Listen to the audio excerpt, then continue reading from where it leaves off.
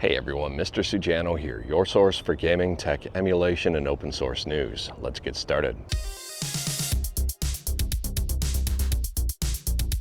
All right, to kick things off, yes, I'm camping again. Yes, it's another absolutely gorgeous day out. It's actually pretty warm. I don't even have a coat on.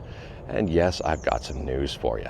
But before we get into the news, there's a really big one fluff that I'll show you here. It's not the legendary one fluff, but it's a one fluff. I don't know how well you guys can see it, but there is a deer right there, right near me.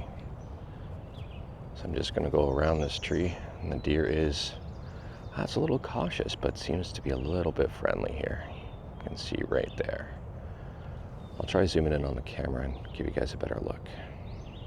There you go. Don't have a name for that one fluff yet, but if you have a name, let me know in the comments below. I'm really keeping my voice down not to spook it. So first up on the docket here, we're talking about the PlayStation Indie Sale. So if you've got a PlayStation and you're a fan of indie games, or if you're not a fan of indie games, you should check out the sale. Now, I'm a huge supporter of indie games. I'm glad PlayStation is doing this. And it's a really good opportunity to pick up a whole bunch of indie games at a very significantly discounted price. I mean, indie games are generally cheaper than AAA games. But at the same time here, there may be some games out of the 2,600 that are currently on sale you may be interested in. I will say that MP First has put together a very good list, so if you're interested and wanted to learn more about it, you can check out their list, and like everything we talk about, links are in the description below right at the bottom. I don't hide my sources. And speaking about stuff for sale, next up we're talking about the continued saga between Fortnite and Apple. And it seems that Fortnite is still not on the Apple Store, and well, Apple is just taking their sweet time validating it and posting it. Now, I don't know about you, but this whole saga has been, well, it's been something. I mean, back and forth between Apple and Epic. Apple just keeps taking L after L and then just keeps dragging their feet not to put Fortnite on that App Store.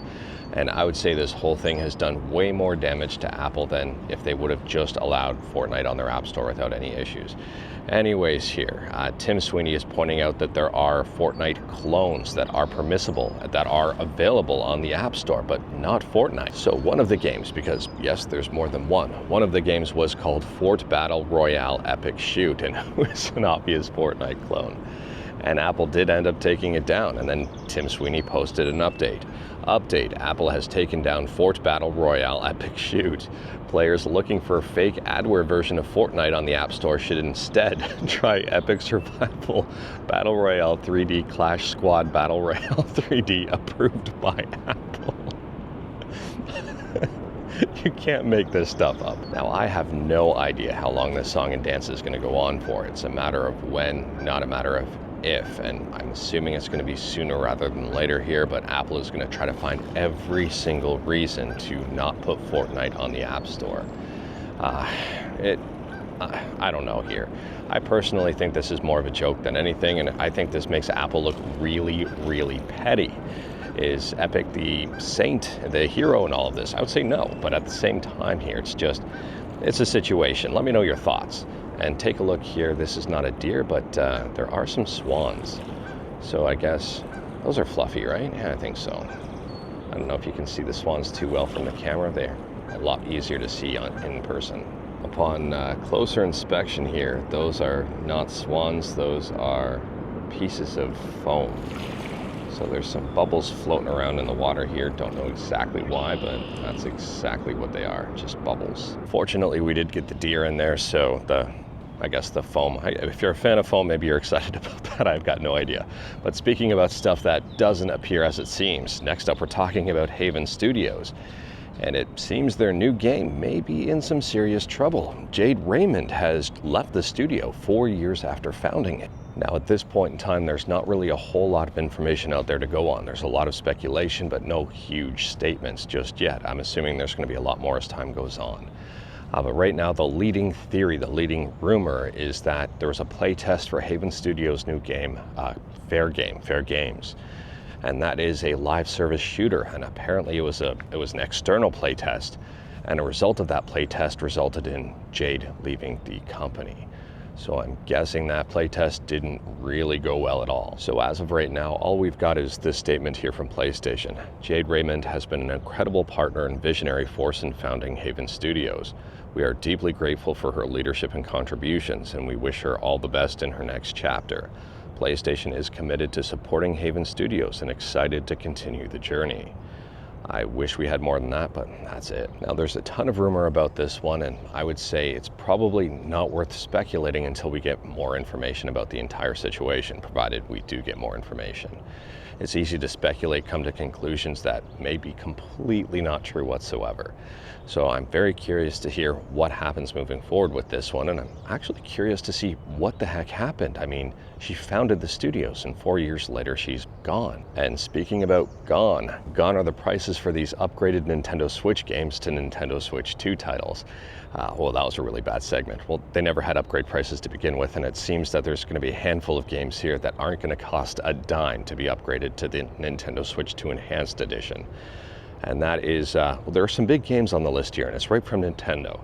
I mean, there's stuff like ARMS, and they say here, visuals optimized for the Nintendo Switch 2 display and high-resolution TVs for improved image quality. Frame rate has been optimized, and they've added in HDR support. There's other games in here like Captain Toad Treasure Tracker and even more. Some of the titles here you might be surprised about, you might not be. I mean, The Legend of Zelda Link's Awakening is on the list with optimized visuals and HDR support. Echoes of Wisdom is on the list with the exact same stuff. Super Mario Odyssey. And on top of that, we've got Super Mario 3D World and Bowser's Fury, Pokemon Violet and Pokemon Scarlet. Now, I can see why some of these are not being charged to be optimized for the Nintendo Switch 2. It's just, there's not really a whole lot here, like optimized visuals and HDR support. I wouldn't pay extra for that. I don't know many people who would. There's not really a whole lot to a lot of these games. I mean, improved frame rate for Pokemon and optimized visuals, that's nice, but would you be paying 10, 20 bucks for that? Oh, by the way, my dear friend's back. There they go. So there you go. You had a fluff, and then a foam, and then another fluff, or the same fluff again. Not the legendary one fluff, but that deer is trying its best. And speaking about trying its best, next up we're talking about Denuvo, and I would say Denuvo is trying its best to make people not like it, especially if you're on Linux. So Gaming on Linux has a brand new article here that I do recommend checking out, and it's titled, Denuvo will lock you out of games on Linux, SteamOS, Steam Deck, if you keep changing Proton versions. Now, if you are on Linux, you probably already knew about this problem, but I guess the problem is surfacing again with Doom: The Dark Ages. So on Linux with Denuvo, on some games, you can only install it on so many devices. It's installed on like 5 different PCs within a day. Now, some people may say, whoa, installing on 5 different PCs in a day, that's quite a bit, that's not a big deal. On Linux, it can be if you're tinkering around trying to get the game to work properly. I mean, if you're having problems with Proton and you swap out a different Proton version and try the game again, technically you're not installing it on a different PC, but Denuvo doesn't see that way.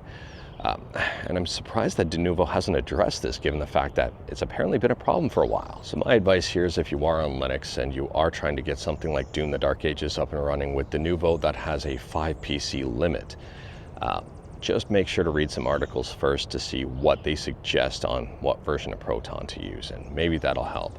And if you're running into issues, just be mindful that the 5th time you switch Proton, it's going to lock you out for 24 hours. It is very frustrating, but I don't know here. Let me know your thoughts. And speaking about different PCs, next up we're talking about different handhelds. My segues are awful today. Anyways, the flip style of handheld seems to be very popular. Ayaneo and Miyoo are both teasing brand new handhelds. So this is from the Ayaneo Twitter account, and they say, flip beyond the form, evolve, defy expectations. Ayaneo Flip 1S, where classic design meets cutting edge innovation. Every Flip delivers both nostalgia and power. The fully upgraded Flip Windows handheld flagship, not just a return, a true leap forward. Stay tuned, and that's literally all we've got. Now for Miyoo, this is not the Miyoo Flip. This is the Miyoo Mini Flip. No release date or anything like that. It's kind of cryptic like Ayaneo, but at least we've got images here. So Retro Handhelds GG has you covered, and I do recommend checking out the article. But they're saying here it combines the Funky SP and Miyoo Mini V4. And looking at this, I think it's going to be pretty popular. I think it's going to be maybe more popular than the Flip, considering this is going to be very pocketable and just a little bit bigger than the Miyoo Mini. I mean, the Miyoo Mini is already an incredibly popular device, and rightfully so. I'm looking forward to the Miyoo Mini Flip. Unfortunately, I've got no release date, no prices or anything on both Ayaneo and Miyoo devices. And speaking about prices and speaking about Doom again, next up here we're talking about the RTX 5080 Doom inspired GPU.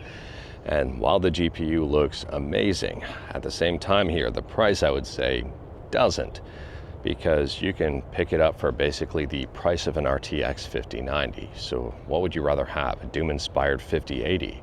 Or just a regular 5090. So the Asus ROG Astral GeForce RTX 5080 OC Doom Edition comes in two different versions. One without a copy of Doom for $1899.99, so $1,900, or one with a copy of Doom: The Dark Ages for $2,000, or $1999.99 if you wanted to be specific. That's a lot. That's a lot for a 5080 Doom theme. But there are only going to be 666 produced, so maybe if you're a collector, that's up your alley. And for reference here, the RTX 5090 goes for about $1,999, so basically $2,000 to start. There are versions that go way above that. I don't know, maybe I'm out in left field here with thinking that function matters over form, but maybe I'm not. If you agree with me, let me know. If you disagree with me, let me know. Would you rather have something that looks good that performs worse, or would you rather have something that you don't care about the looks provided it performs better? Next up here, you may have heard about this one, you may not have, but we're talking about Bungie. And Bungie has been accused of stealing art and using it in Marathon. And Bungie has responded and verified those rumors, those claims. It turns out that someone at Bungie stole artwork. Now, if I'm not mistaken, we've talked about this one before on the channel, so I guess this is a follow-up. Anyways, this is the official Bungie statement. We immediately investigated a concern regarding unauthorized use of artist decals in Marathon and confirmed that a former Bungie artist included these in a texture sheet that was ultimately used in-game. This issue was unknown by our existing art team, and we are still reviewing how this oversight occurred. We take matters like this very seriously. We've reached out to the artist to discuss this issue and are committed to do right by the artist. And this is where it gets a little bit more interesting. This is on Insider Gaming here. Some critics were skeptical, claiming that Marathon's artists have been following the impacted artist on the app where the textures were found. One user dug a little deeper and found more references to art that appears to have been lifted from her entire portfolio. Obviously, this is not a good look for Bungie at all. At least they admitted it, and at least they're trying to do right by the artist. I'm guessing they're going to be trying to pay the artist in some way, shape, or form, and probably a large sum, given the fact that this could probably go to court, and they've admitted it, so they would probably lose. I don't know if they've stolen any other artwork, and I'm hoping they didn't, but at least they're trying to do something here after they were caught. But moving on, and well, we're talking about Doom again. Surprise, surprise, and this time about the music in Doom. If you're interested in Doom: The Dark Ages, if you don't have the game but wanted to get a sense of the overall vibe of the game, they have released the entire soundtrack over on YouTube, and you can check it out 100% free. The soundtrack is 2 hours and 14 minutes in length, 2 hours and 14 minutes and 52 seconds if you wanted to be specific. And it's got a lot of likes on there right now, but top comment, we're still waiting for Doom Eternals. And speaking about friendly heads ups, last up here, if you're a Linux developer and you've got a serious skill set and you like AMD, you might be interested to know that AMD is hiring to help enhance Ryzen on Linux. This is great from a job perspective point of view if you're looking for a job, but also great for AMD, Ryzen, and Linux. Now, unfortunately, probably for a number of viewers, this posting is probably not close. It's in Taipei, Taiwan. However, Mr. Sujano is worldwide, and well, we've got an audience from everywhere. So maybe if you're watching this video, you're in Taiwan and you wanted to check it out, this may be your lucky day. So they say your role as a Linux engineer is to enable Ryzen APU CPU within Linux distros and work with cross-functional team for Linux OS bring up. I would say this is also good for people who use Linux, for people who like AMD stuff. And for gamers, I think this is really good news that AMD is still taking this stuff seriously and still looking for engineers to enhance Ryzen on Linux. But anyways, that is all I've got for you in this one. Straight to the point, all stuff and no fluff. Or no, I'm lying, there was one fluff and some foams. We talked about a bunch today. Let me know your thoughts about anything we talked about in the comments below. If you liked this video, leave a like. If you didn't like this video, leave a like. Hit that subscribe button, check out my other videos. Don't tempt fate, save your state.